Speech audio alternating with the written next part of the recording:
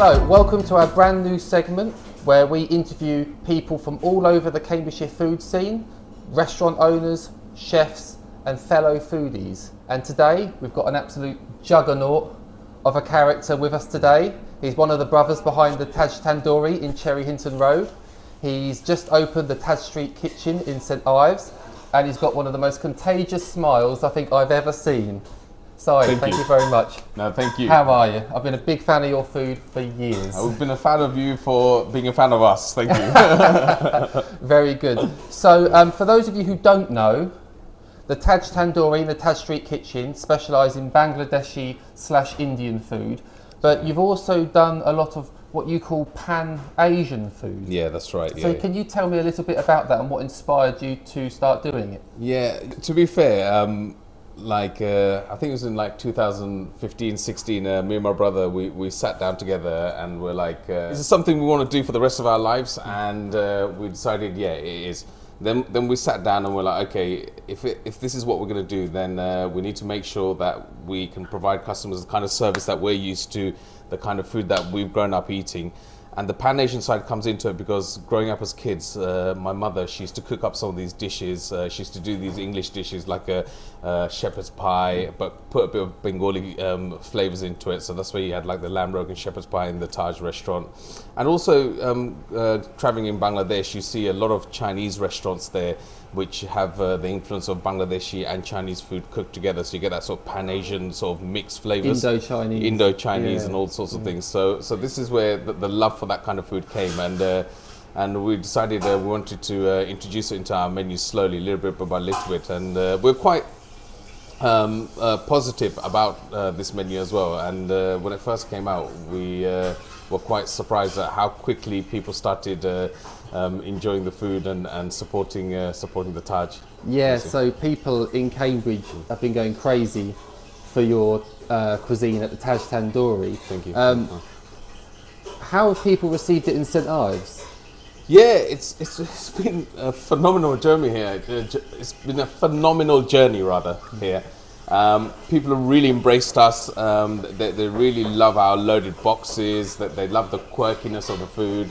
They love our burgers, and we're constantly evolving our menu as well. I think that's the thing that makes it more special for the people as well. And the fact that when people enjoy something, it gives you the energy to want to keep evolving as well. That momentum, isn't it? Absolutely. We love it. Some of my favourite dishes from your restaurant is the infamous Bengal tiger, which is slow cooked mutton in a naga sauce. Yes. And that is a monster of a dish. It's had the best of me a couple of times, and it's incredible. And I'm glad to see you've still got that on the menu. But you experiment with all sorts of different things. You've got shami burgers, that's right, and you've got your jalfrezi dish. Well, what dish would you recommend for people that come as like a first visit to kind of get an idea of what your brand's about?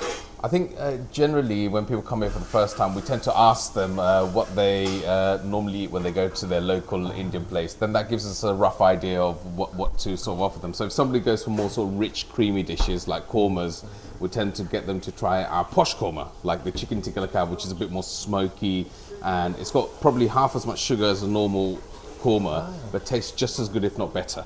Because with the depths of flavors of the smokiness and of the fenugreek leaves we put in there. So that's a really popular one. For somebody who likes something more like a Madrasi type dish, we get them to try our Indo-Chinese Gayatri chicken, which is more sort of smoky, garlicky, saucy, Madrasi, that sort of thing, and people love it. So that's how we tend to normally work. We'll ask them what they like and then recommend them through that. And obviously the burgers, the loaded boxes. The thing that I love the most about St Ives is it's the parents come in because the kids have recommended them to come in, whereas normally in Cambridge it was the other way around. The parents would try and blag their kids to come and eat. Here's the other way around. It's like, my son told me about your place, my daughter told me about your place, and then it's like a one pit stop for everybody. You're down with the kids. Yeah, absolutely. And that's the way it should be, No, so, that's fantastic. You've just had a refurbishment as well. So tell us a bit more about that. Yeah, you know what? When I first came into this place, unfortunately, I didn't have the working capital to invest it into the business. So I just took it a step at a time. The 1% rule, just slowly. Just build build on what you have, and whatever we've been able to make in the business, we've basically reinvested it back into the business for refurbishment. And the thing is, this place has got the Taj quality food, it's got the Taj service, it's got the Taj consistency, but the look wasn't there, so that was the only thing that was really bugging me. It was perfectly nice, but it didn't have that Taj brand, did it? Didn't, the one in Cambridge is stunning, and for those of you who haven't actually visited the Taj Tandoori in Cambridge, you've got to give it a try, because the atmosphere is incredible, the restaurant is stunning, and it didn't quite match, did it? Yeah, absolutely, and the thing is, it's all about brand awareness as well, and we're a brand which is, by the grace of God, become quite synonymous in Cambridge. So to keep that brand awareness alive is very important for me to make sure that I've got that right look, because it's a bit of my personality. It's quite colourful, as you can see, So maybe I'm asking this a bit too prematurely, but do you have any plans to open any more restaurants around the area? You know something. I'm a true believer of the saying, never say never. Yeah, that's exciting. And you know what, the thing with business is, you if you think too much, then you don't get anywhere. If you're going to do something, just do it. You've got to follow your heart and your passion, just go absolutely, for it. Absolutely. I'm a true believer of that. And of course, I was there at the event, but you launched a charity a little while ago. Was it last year or the year before? Yeah, it was a couple of years back. It was the Dolly Foundation. That's right, And so can you tell us a bit more about that and what it looks to achieve? Yeah, so the Dolly Foundation was set up when my late mother passed away. Dolly was her sort of pet name.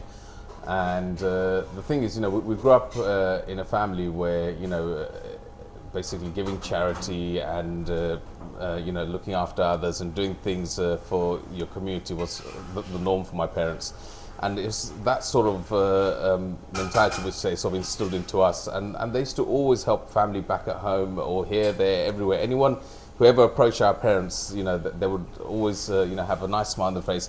Yeah. Whatever they could give, be it, like £10, £1, or £50, £100, whatever they could do, they always did. And my father, he was, when he used to be around after the mosque, he used to always walk around the road and see all these young kids, hand them sweets or £1, and all these kids. When my dad passed away, they're like, "Oh, this uncle used to always do this for us, do that." So it was just something which was such a natural thing for them. So we thought, look, our parents have passed away now, and in their memory, we should carry on that tradition. That's what it is basically. Yeah. So what the restaurant does is 2.5% of everything that we earn there goes towards funding charities locally, nationally and internationally, basically. And they've got an Instagram page, haven't they? Yes. Is that the Dolly Foundation? Dolly is that Foundation, what you, that's right. So make sure to search that and give it some support, because it's a great charity. And, I was there for the launch event, and we really appreciate that you mentioned that as well. That's good. Absolutely. Yeah. So just tell me a bit about the award you won recently as well. You're an award-winning takeaway. Yeah, thank you. We certainly are now, which is fantastic. Basically, we had this guy come in and approach. He basically came in as a customer, and he sat down. He was looking through the menu, and he was asking for recommendations. So I asked him what he liked, so on and so forth, and recommended him the Indo-Chinese garlic chili chicken, a couple of starters. And he asked if he could sit and eat here. I was like, absolutely fine. And then he was asking us a bit about the history of this place. And then he left, which is fine. And then a couple of days later, I had a call from this company called Prestige Curry Awards. And they said, look, one of our guys came in, they really loved your quirkiness, your service, and more importantly, the food was outstandingly good, he said. And, no arguments from me there. Thank you. And I think he looked at our reviews online and everything, and he was like, look, you guys definitely deserve to be a finalist in our competition. And I was just a bit gobsmacked. And then when we did turn up there, we ended up getting a national takeaway award, which was I was absolutely flabbergasted. You've only been open 5 minutes, haven't you? Yeah. Well, this is the thing. It's nice when you work hard and get that recognition for it, because only we know what happens in the background. All the hard work and all the stress that you have to deal with. But it's worth it when you see people leave happy and they constantly come back again. Then you're doing the right thing. So that's it. Yeah, I'm going to thrive off that. Yes, absolutely. You should be proud. And Thank you. For years you've been one of my favourite brands of restaurant in Cambridge. And I don't see that ever changing. Thank you. I hope thank you very much for taking the time to speak to me. But I've got one more question for you. Sure. Can we take a look at your kitchen? Yes. So basically, yeah, come through. Is this where the magic happens? Yeah, so is it? this is our chart station. So Yeah. this is basically where we do all the like yogurt chappuris and crispy kales and all sorts of things. And here is our main fryers. So here, what we do here is we do like the gluten-free stuff through here. This is where we just do our fries and things like this. And the oven here. Oh, beautiful. And see there, this gets up to a very high temperature. At the moment the temperature is 100, but it'll get up to about 150 in the next sort of half hour, and then that's when we whack those naans in and everything, and 150 degrees, so you can imagine. Very nice, very hot. nice. And through here we've got another section here where we've got like our kitchen section where we do all the gritty stuff. Yeah, the unsexy stuff. Yeah. Yeah, you got it. Yeah. Exactly. Oh, well, thank you for showing me round.